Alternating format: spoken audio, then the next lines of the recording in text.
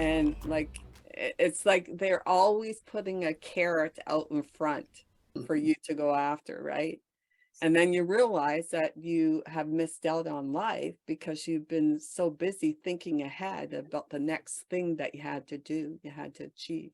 So Yeah. I'll send it to you. Yeah, that's why I think in the end, the best place to be is not caring because good times and bad times come and go. And if you can be in a place where whatever's happening is okay, because that's just the way it is and that's the way it needs to be, then you're permanently in the present moment. They're just because there just is no time because it's always now. And if you're okay now, and you don't have to have it be some way that it isn't. If you're not trying to get happier or you're not trying to get away from something, you're just okay. I think that's the best place that you could possibly be. Yeah. And Mhm. Dave and I wanted to leave Vancouver. And we drew up our plan and that sort of stuff, and we kept talking about and traveling different parts of BC and all this. And then all of a sudden we realized, why are we doing this? We have everything we need right here, right?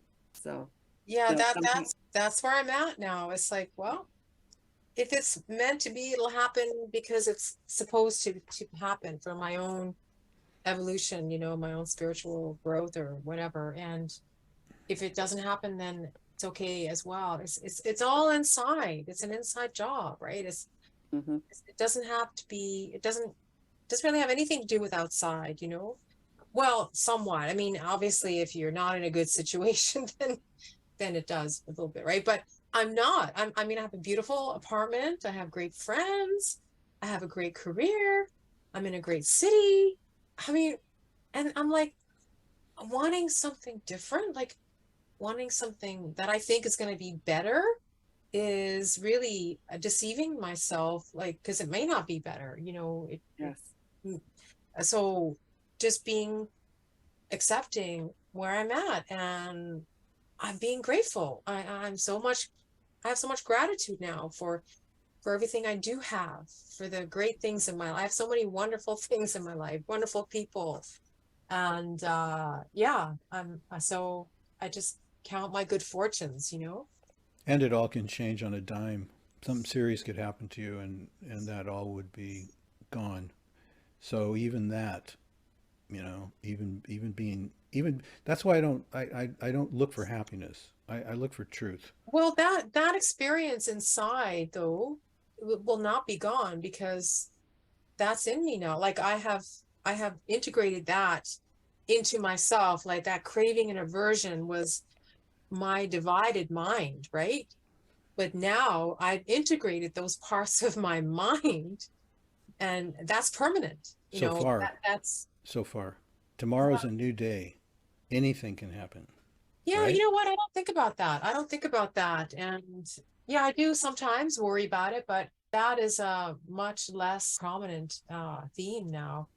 And just being happy because as was said, each mind moment is you know so cause and effect also is each mind moment is the parent of the next moment, and each mind moment is the offspring of the moment before, right? So It's if still I unpredictable, though. yeah, well, of course, but I don't think, yeah, anyway, so I don't think it's likely, but that's okay. But I don't think about that. And it's not helpful to think about that. And so that's part of equanimity, developing equanimity, right? It's like, where is my mind right here and now, right? Because the future, when it happens in the here and now. When the past happened, it happened in the here and now.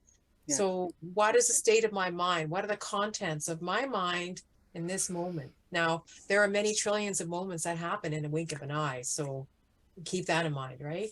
But and if I were to pass on suddenly, then I take what I learned with me. That's not discounted. That's not thrown away. So my mind moments are becoming more and more equanimous, shall we say, right? So this is a path of spiritual purification. This is part of it. Suffering is part of it, and the elation and the bliss is also part of it. But like you say, Brandon, this could change, right? Everything is It will nature. change. It definitely will change. Everything It, changes. it might change to something even better. Or worse. Uh-huh. It Or shouldn't worse. matter. It shouldn't matter. It shouldn't matter exactly.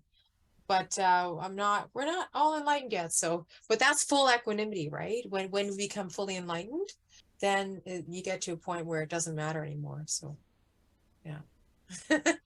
But I enjoy it when this happens, when there's equanimity and more acceptance of you know, where I am in my life and what's you know, that's a big leap for me.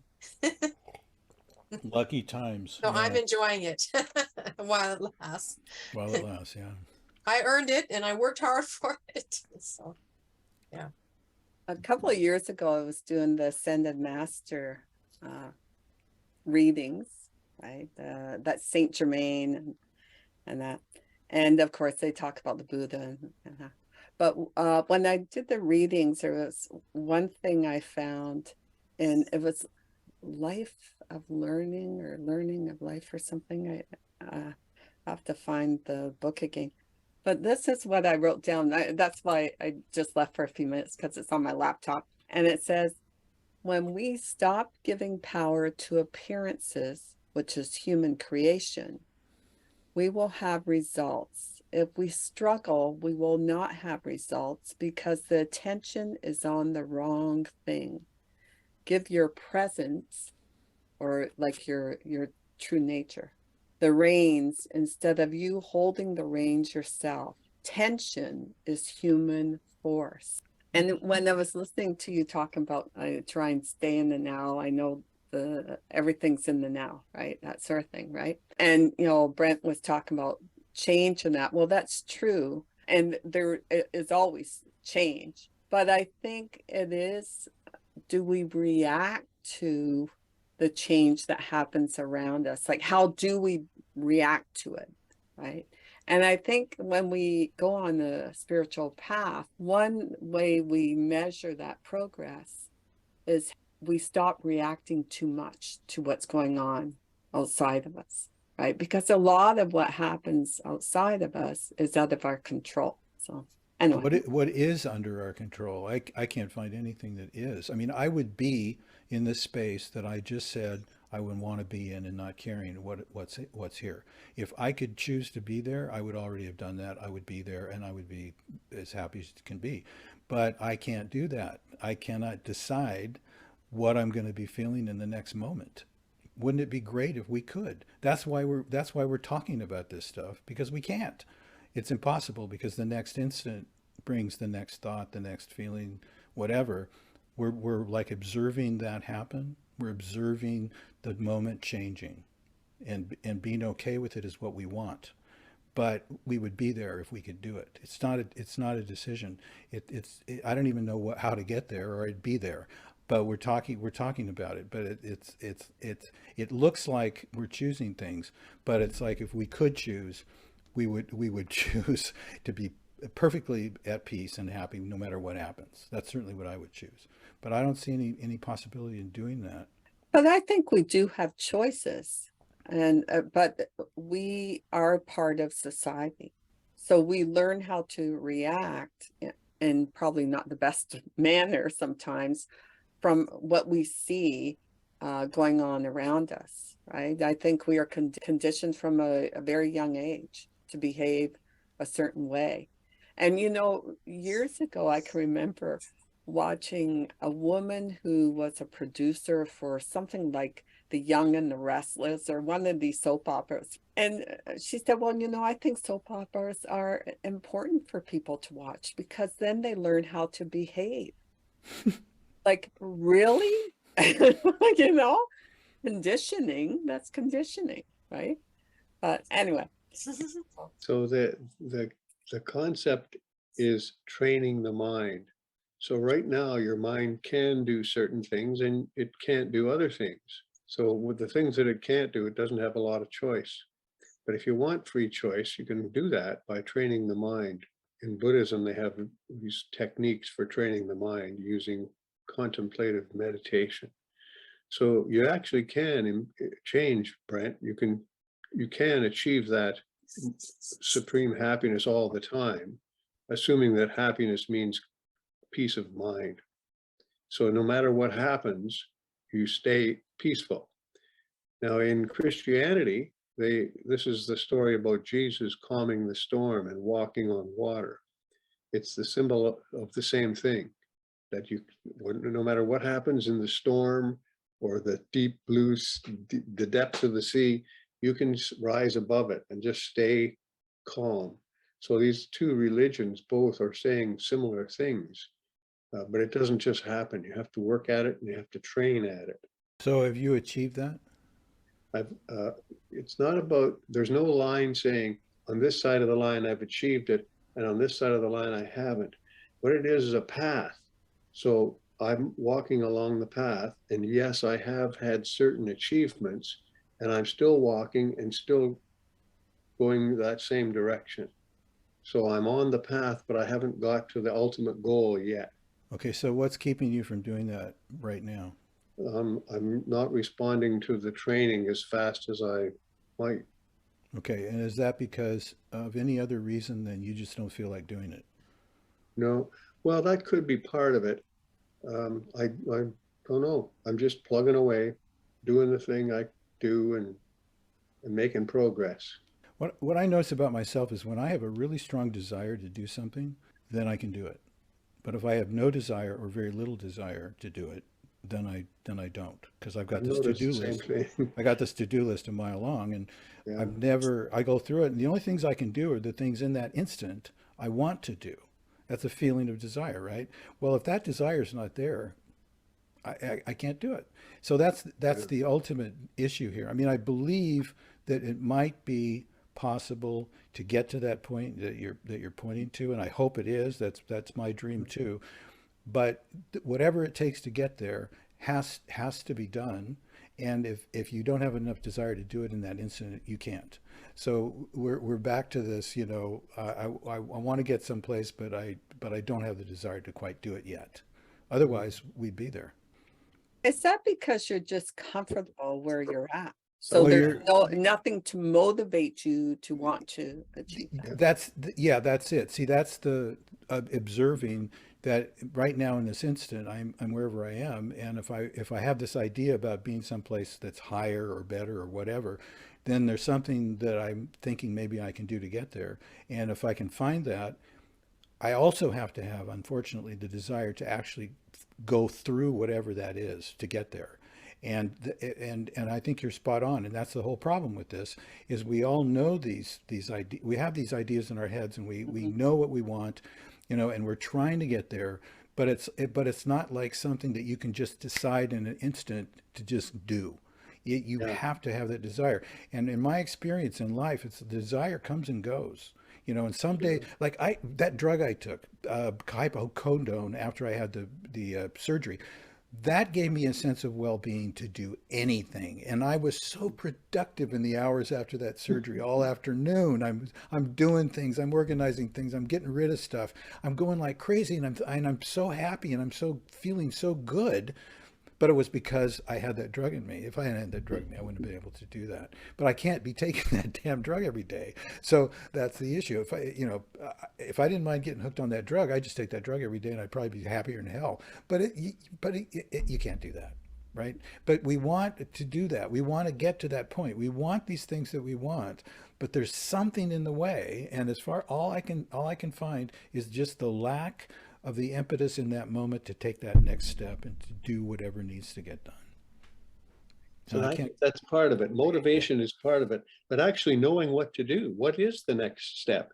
That's another part. That is a good point. What is the next step in ultimate happiness? Ultimately, being okay with whatever is happening. Well, the next step is probably having something happen that doesn't you don't like. Yeah, Now what's the next step? How do you get to not like something that if you get to not like it, you've got what you want? But how do you get to that point? What do you do? That's the ultimate question. yeah. There's lots of. That's why I say it's a path, and you're walking along, and you just keep asking these kind of questions, getting the answers, looking up, hanging out with the right people. Yeah.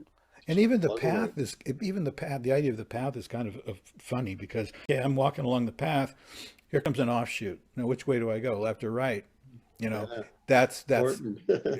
what decides that. So, it's like it's constant. So the path itself is the path of not being a path because you can't find it exactly. You don't know exactly what the next step is going to be until you get some obstacle in front of you that's stopping your progress. And then what do you do and how do you do it? So that's always happening. All part of the training, isn't it?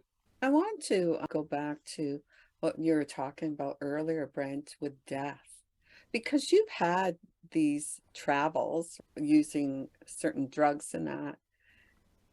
And I would think that because it's expanding you and taking you into other realms, that you would actually not have a fear of death.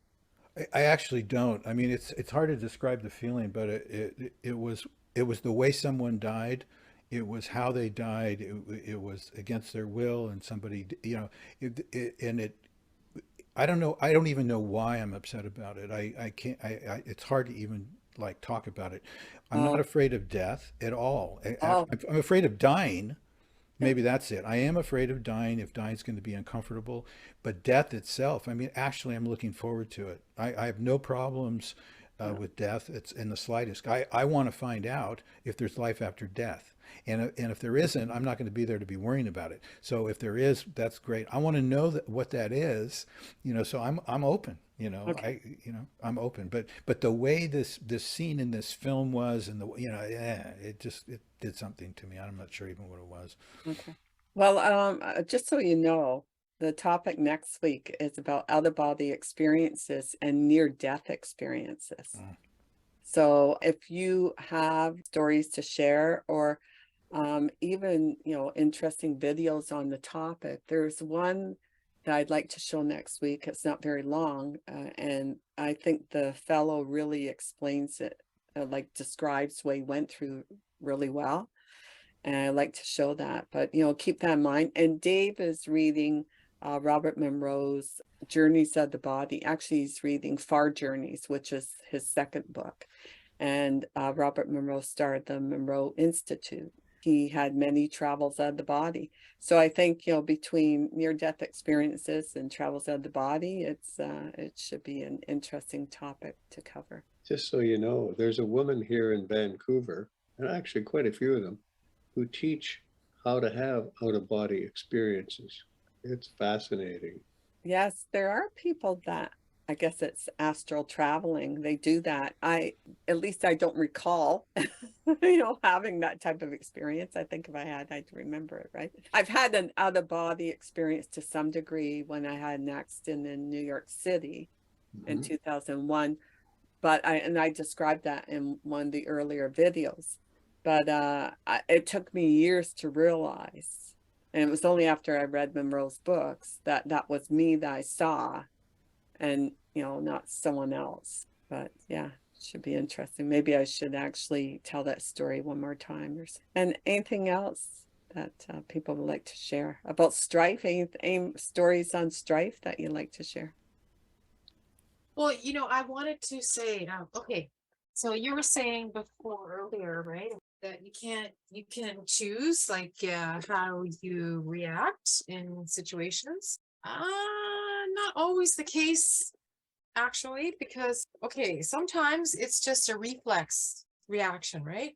Say, like, if you put your hand accidentally on a hot stove, right? So that reflex is going straight to your spinal cord, and then it's doing a reflex around and making and sends a signal, the message to your hand to take it off the hot plate, right? That message doesn't go to the brain. It just goes through the spinal cord only. It bypasses the brain, right? It's a protection mechanism. Similarly, if you're in a situation where somebody does something, or they say something, or they like step on your foot, or there's an automatic reflex. So it's bypassing the brain, and there's just this immediate reaction. Boom, there it is, right? But you also have people that can train themselves to walk on hot coals in their bare feet. That's easy though. It's not like it sounds. I Ah, looked into that, and it's yeah. because there's all these reasons why people can do it, and it has nothing to do with the fact they're walking on hot coals. I'll talk to you about it sometime, or we can talk about it here. But it's not what you I've think. also heard stories of people that got burned, got their feet burnt on that Exactly. too. Exactly. So that's there's a lot of fakery in the new age movement. So and there's a lot of disinformation, just enough to go around all around, you know. Yeah. And you know, that movie, What the Bleep Do We Know? There was one of those movies, The Secret, or one of those where they were having those sweat lodges. And the guy that was running that, actually, he got sued because a couple of people got injured in those sweat lodges. One person died, and they got into big trouble. So there's some fakers in You have to this have good circulation in stuff. those. Yeah, yeah, yeah. You have to know what you're doing and be knowledgeable. And there's a reason why a lot of professions are regulated, right? So there's a reason for that. Yeah. Regulation is good. Yeah, to a degree. To a degree. Sometimes it can get a bit over the top. Like it Yeah, nowadays it seems like it's gone the opposite extreme. like Roe v. Wade just got overthrown at the federal level. That's something I didn't think I was ever going to see. Yeah, well, but then I've heard things about they approved abortion for full term, and even a newborn can be killed in California. Is that true? I don't know. No, that's not true. Okay. So that's Check your disinformation, right? sources. Yeah, check your sources. Yeah. Yeah, that's Yeah. disinformation. Yeah. There's a lot of disinformation that comes out there Oh, just to try yeah, and yeah, I'm say that aware. this other stuff isn't happening, but you have Yeah. to go into the sources to really find the truth. That's what I've discovered. Yeah. Yeah, I mean, information is, it can be difficult to come by, because some of those sources, though, are controlled by a particular group that they really do want control of everything: media, publishing houses, movie industry, Yeah. governments, banks. There Yeah, probably goes there on probably and on. aren't there probably aren't any organizations that are not spiritually orientated that haven't got some corruption in them, that haven't got some control issues in them. All of them, Yeah. because they all want to keep the status quo and the money coming in the door the way they like it to come in. But a lot of the spiritual organizations too. I mean, Brent, you talked about that. There were Yeah, some that you felt you were taken advantage of, that sort of thing, right? there some of the gurus that I fell for in the early days. Today they sound like idiots to me. Hmm. So anyway, any final words? Ken, do you have anything? No, I think not. Okay. All I right. remember So that. I remember when that sweat lodge thing came out. I was quite active in sweat lodges, and in the group that I've probably done 50 of them or 100 or something, a lot of them over the years. And you really do have to be careful because it's, there's all kinds of proper rules and proper procedures. It's yeah. like anything else. If you're driving a car, you better know how to drive that thing correctly because there's all kinds of things that can go wrong. So, and if you're going to learn from some guru, it's like you said, Brett, check the source. Can he really walk on water? Yeah. Or is that just what did Andrew Lloyd Webber say? And did Muhammad move a mountain, or was that just PR? Yeah, yeah.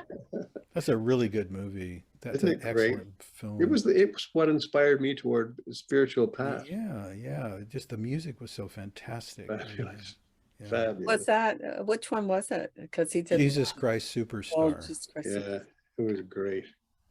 Yeah. I memorized it. I could sing the whole thing. Then now that I'm a little bit older, I need a little cue. I probably sing along now. That's great.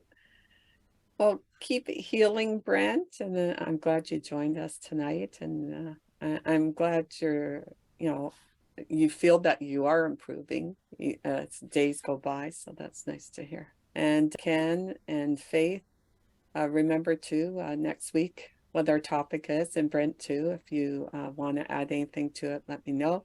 And hopefully Kelly will join us, and I like also this topic. We Dave should have part 2. on Strife.